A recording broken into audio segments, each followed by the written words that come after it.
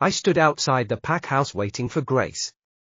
I didn't like that she was out of my sight already and I had only just met her.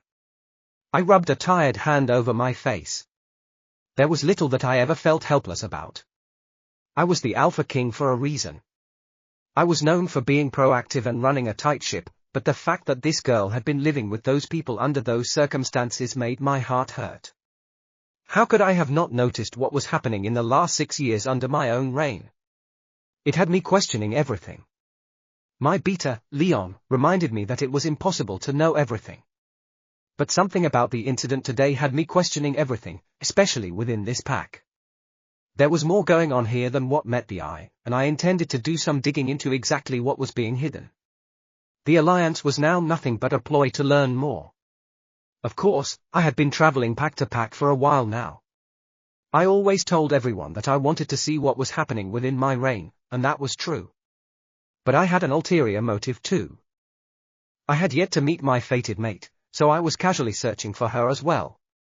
My kingdom needed a Luna. I had tried taking a Chusen mate several times, but it had never felt right. They always wanted the title, not me. I had learned a lot about my people on my travels, but nothing had been this blatantly wrong. A 14-year-old girl had killed her stepmother? My chest hurt at the thought. This girl looked like she could barely hold a spoon, let alone actually murder someone. There was something about her that was just captivating. I longed for my mate. I knew my reaction to this girl was mostly because I was lonely, but I would feed into it a little. This girl would give me something other than war to focus on, and I could let the anger in me simmer down knowing she was coming with me. I looked up as I heard yelling coming from within the house. I recognized Luna Kinsley's screech directed at Grace. The mute girl who would be coming home with me. God, what was I doing here? The front door opened, and my simmering anger reaches a boiling point as I see that Luna Kinsley has a tight grip on Grace's arm. Grace's blonde hair, which had been in a loose ponytail at the base of her neck when I had seen her 5 minutes ago, now was sticking out in every direction. Her pale face looked, if possible, paler, but her expression gave nothing away to how she was feeling. Alpha Adrian stood at the top of the stairs to the pack house, but did not approach me with Luna Kinsley and Grace. However, I noticed the way his eyes never left Grace. The way his gaze raked her body. I suppressed a growl and forced my expression to remain stoic.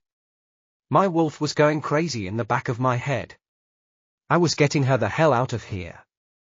Alpha Reese, Luna Kinsley smiled, leading Grace over to me. I really don't mind keeping her here. I in no way want to inconvenience you. She batted her eyes at me in a way that I was sure was supposed to be flirtatious, but it just made me feel sick. No inconvenience at all. I assured her in my most. Is that all you have? I frowned, my attention now on Grace as my wolf paced uneasily in the back of my mind.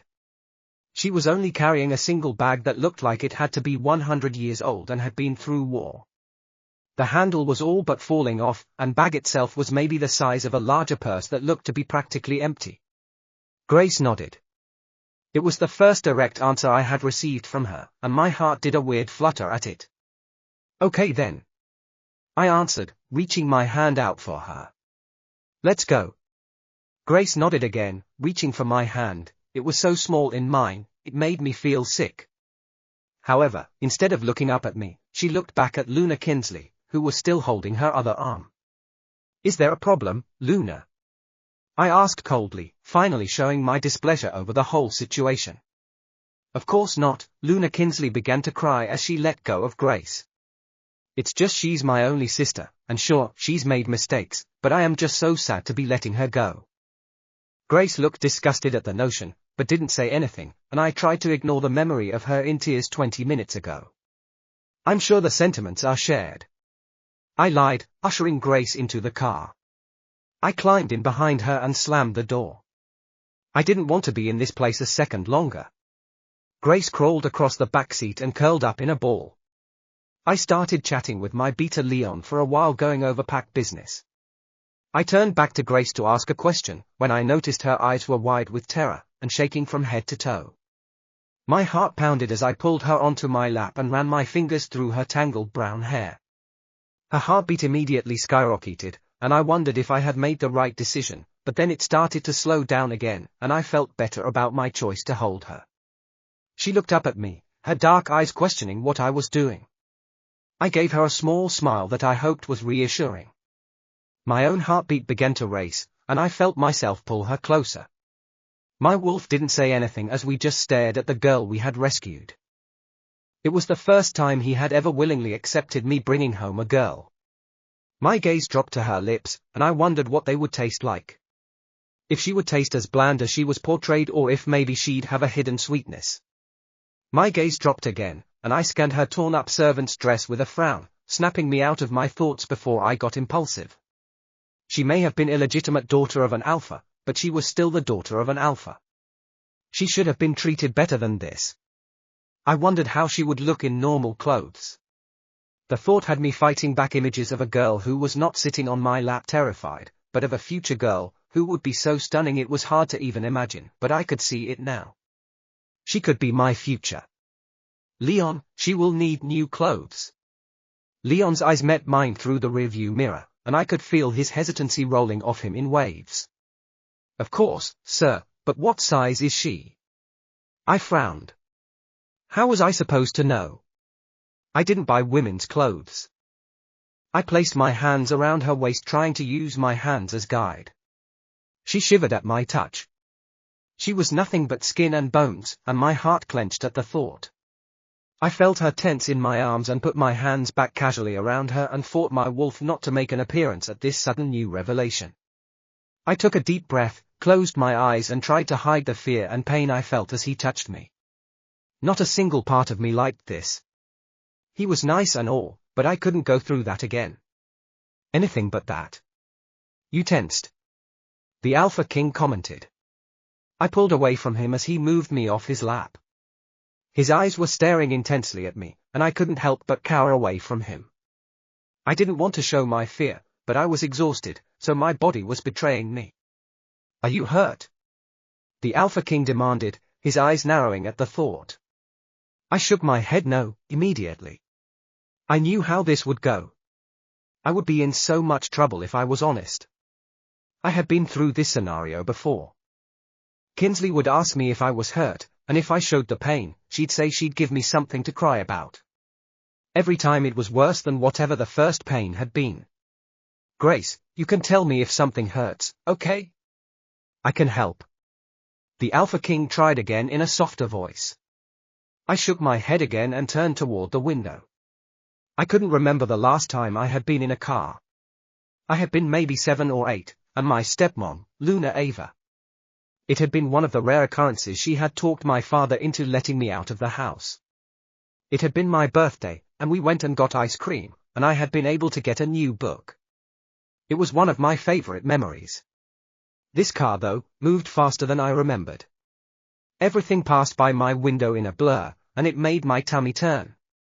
If there was anything in my stomach, I probably would have thrown up, but it had been a few days since I had had more than a few slices of bread to eat. I was glad that the Alpha King had stopped talking. It was one less thing that I had to focus on.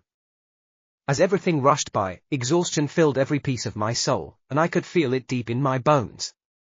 I wasn't used to sitting still this long. My eyelids grew heavy, and I fought sleep with every ounce of my being. This was not the place to drift off.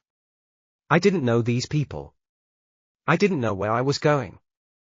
I couldn't just give in. Who knows what the punishment for such a thing would be, but I didn't want to find out. My eyes fluttered open as a pair of strong arms wrapped around my knees and under my shoulders. I tried not to flinch in pain, but I couldn't help but gasp in surprise. The Alpha King was carrying me. He didn't even seem to hesitate to pick up a lowly criminal such as myself. What kind of man was he? He wasn't at all like I had expected so far. You're awake. He stated the obvious. I nodded, burying my face into his shirt before quickly stopping.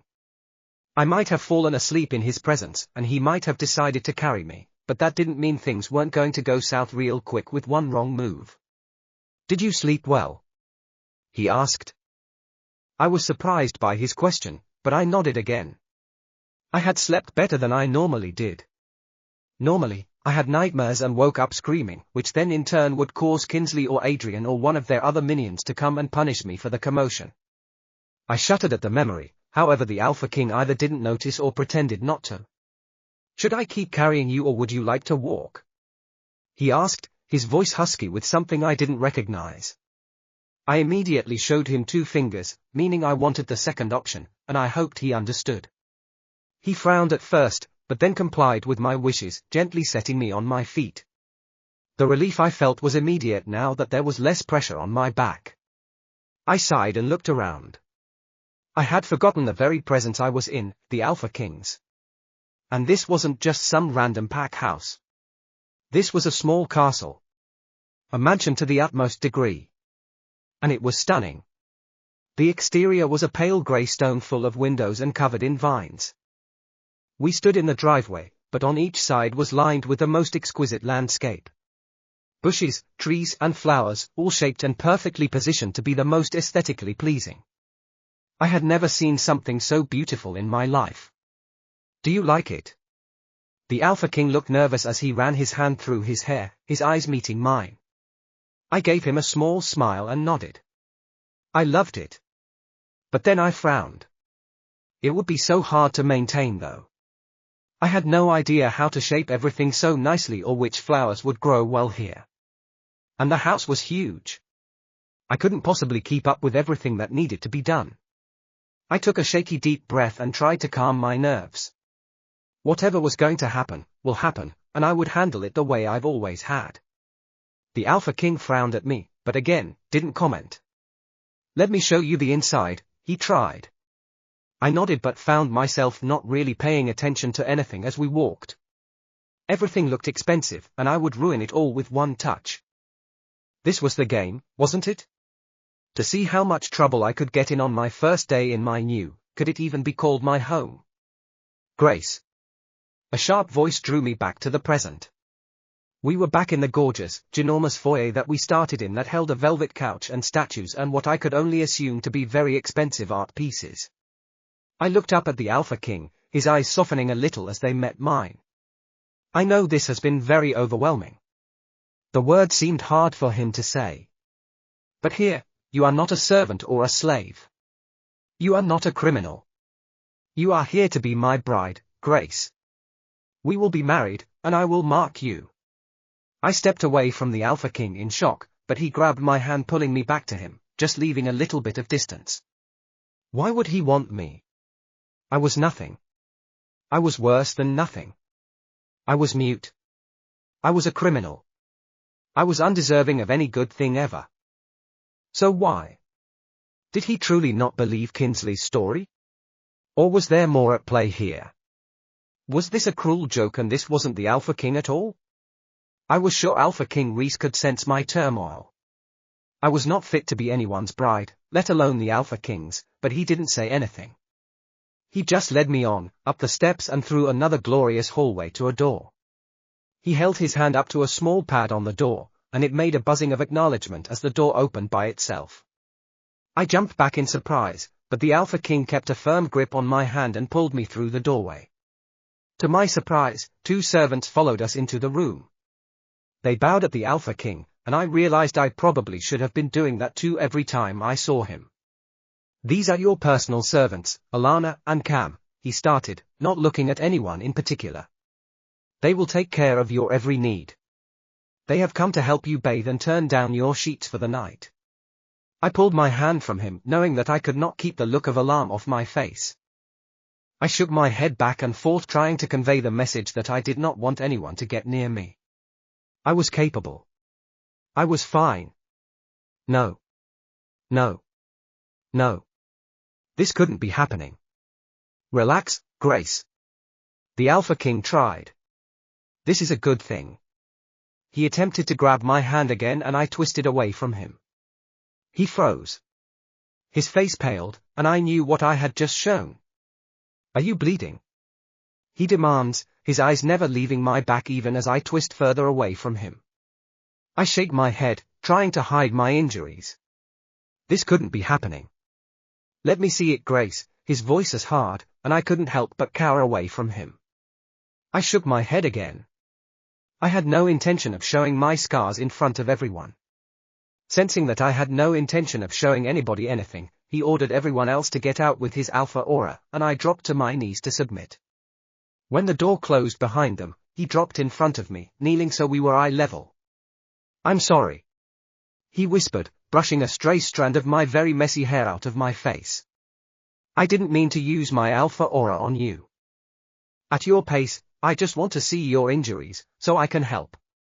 You're going to be my bride, remember?"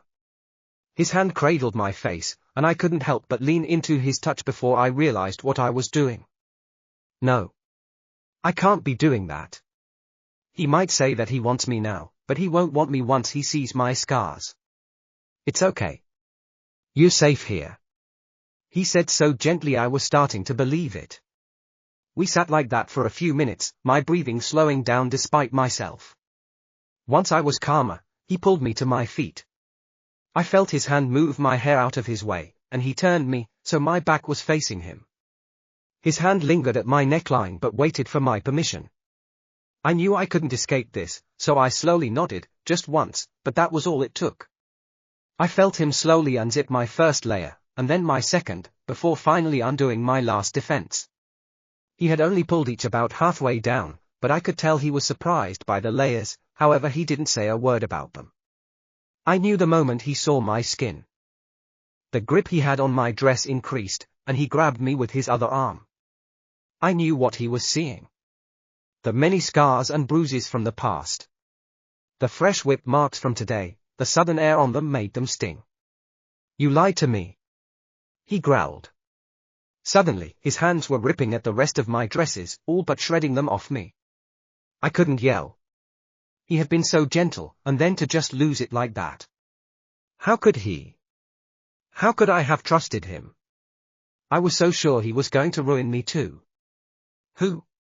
he demanded. "Who did this to you?" I just stood there and cried, practically naked in front of him. All my cuts, bruises and scars on display. I was hiding nothing anymore.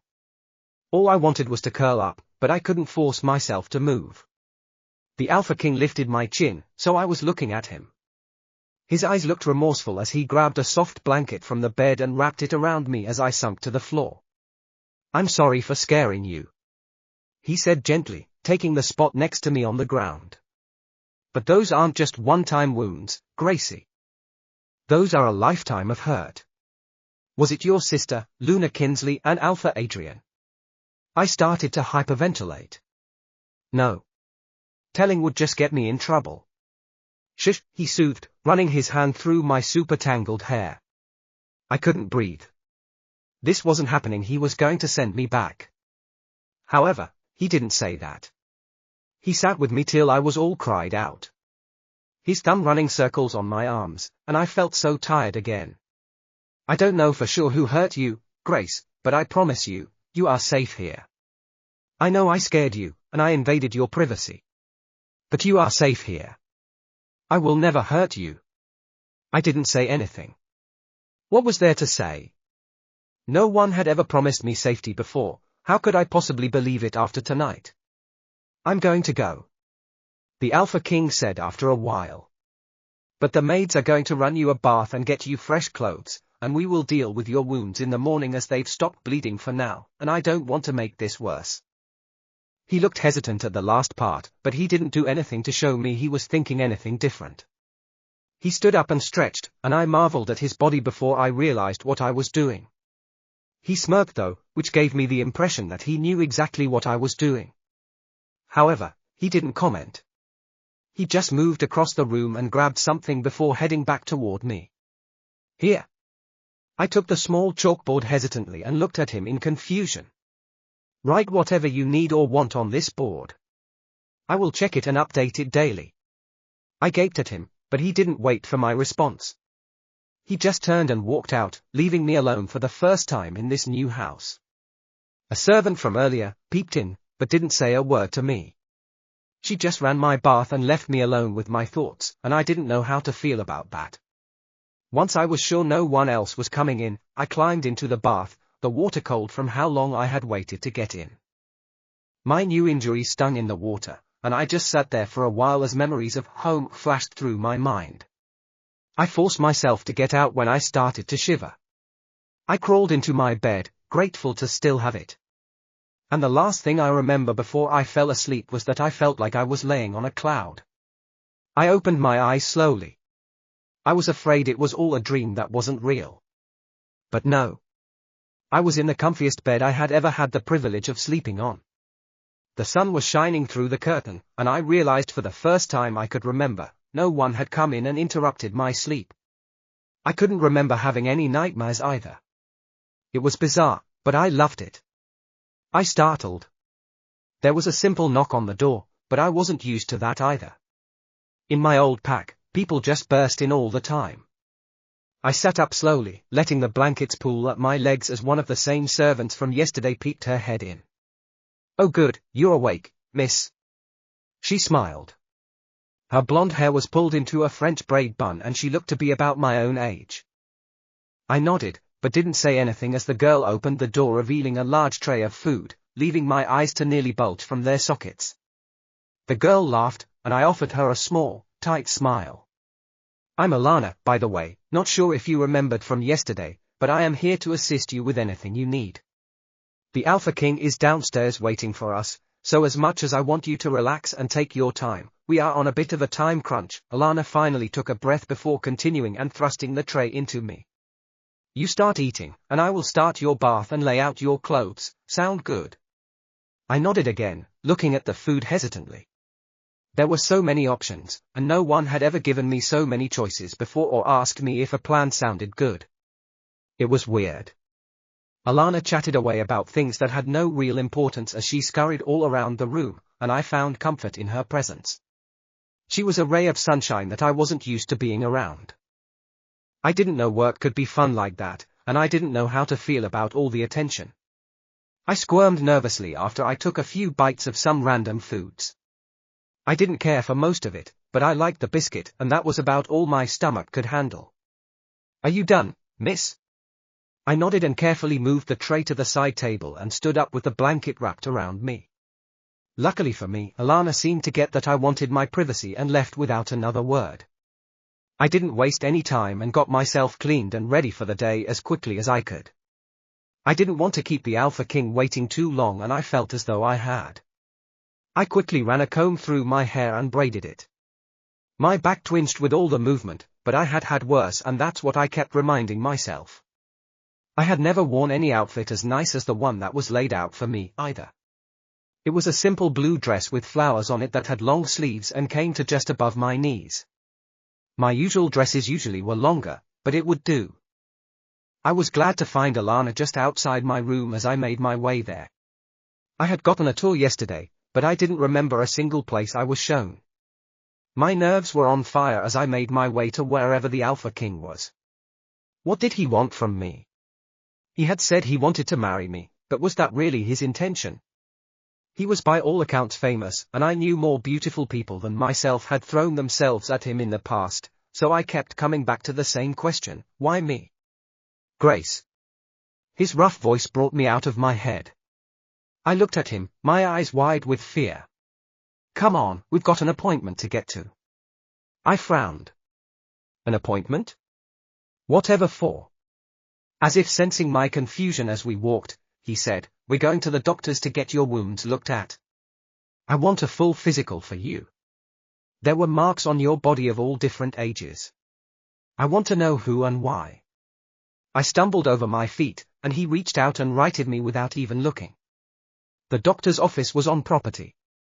I didn't remember my old pack having a doctor on property, but maybe it was standard practice. Or maybe since he was the Alpha King, he could do anything he wanted, like having a doctor so close. We walked into the very sterile building, and I jumped when a ringing noise came from Reese's body. "It's just a phone," someone from behind the counter called out. "No need to be afraid." The Alpha King shot him a look, but didn't say anything as he answered his phone.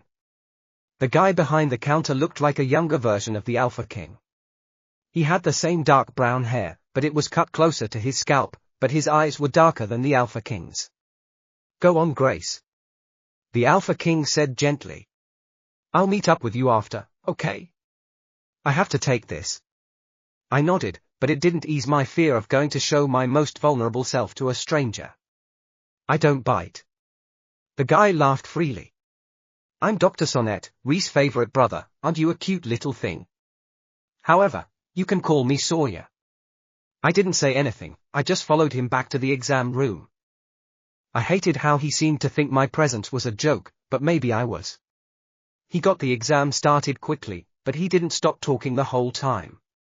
You know, my brother has brought a lot of women home from his travels, and quite a few of them have ended up in my hospital, but you are definitely the most injured. What happened to you? I didn't respond. My mind was too busy reeling in my memories. I had heard that the Alpha King had been engaged before.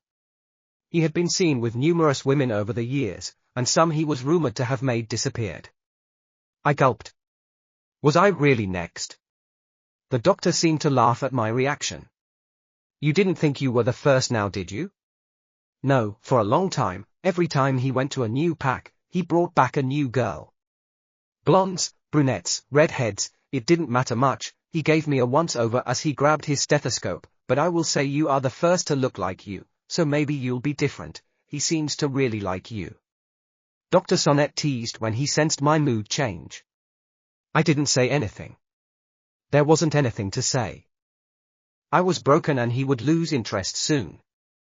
Would I be able to change enough to keep his interest? Should I even try? I wasn't made to be Luna material, let alone Queen Luna. My thought train had me feeling sick. As soon as I could, I bolted out of there. To my disappointment, the Alpha King wasn't in the lobby waiting for me, but it didn't matter. I wandered until I found my way back and locked myself in the room I had left this morning, pondering over what my fate would be and if taking care of my wounds was really worth the time they take to heal. I was laying in bed staring at the wall when I heard the door to my room open. I didn't turn to look, but I knew exactly who it was as he sat down on the edge of the bed, letting the silence linger over us.